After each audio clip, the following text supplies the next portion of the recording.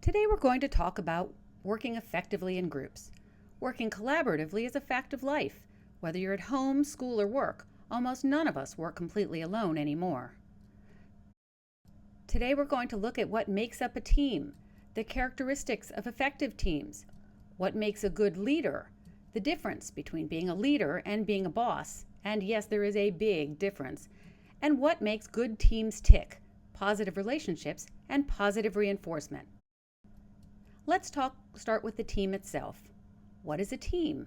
A team is any group of people working together toward a shared purpose. The ability to work well with others on a team is invaluable and one of those major skills employers look for once you get out into the work world.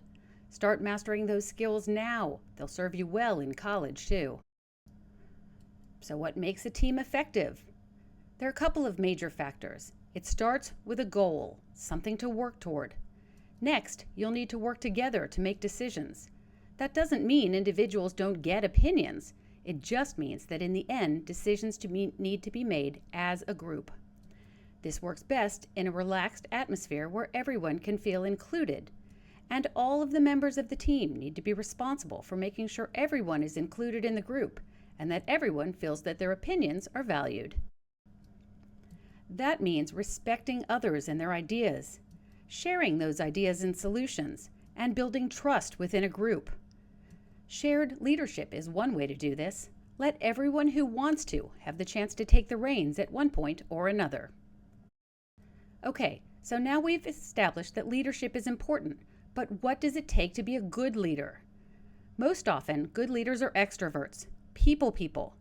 They're also conscientious, keeping an eye on everyone and everything to make sure things are going smoothly. They're aware of their own strengths and weaknesses and how those characteristics affect the group. Being a good leader is not always easy, though. If you're going to step up, you'll need to learn to take good with the bad, learn from your mistakes, and develop a thick skin. So what is the difference between a boss and a leader? This graphic tells the whole story. The boss, you see, is sitting at his desk telling his workers what to do. The leader on the bottom, on the other hand, is right there with them, helping out and pulling his weight. If you do choose to lead, and most of you will have to at one point or another, there are some things you can do now to help yourself develop.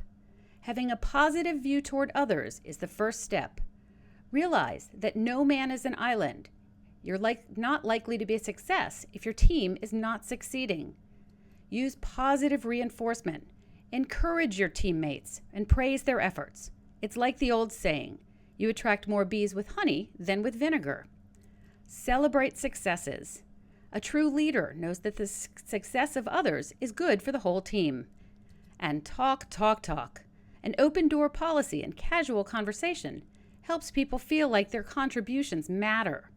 And the better your relationships, the more productive you'll be.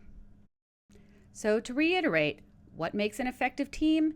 Effective teams share work and shared purpose. Good leaders are conscientious and open. They understand that what's best for the team is what's most important.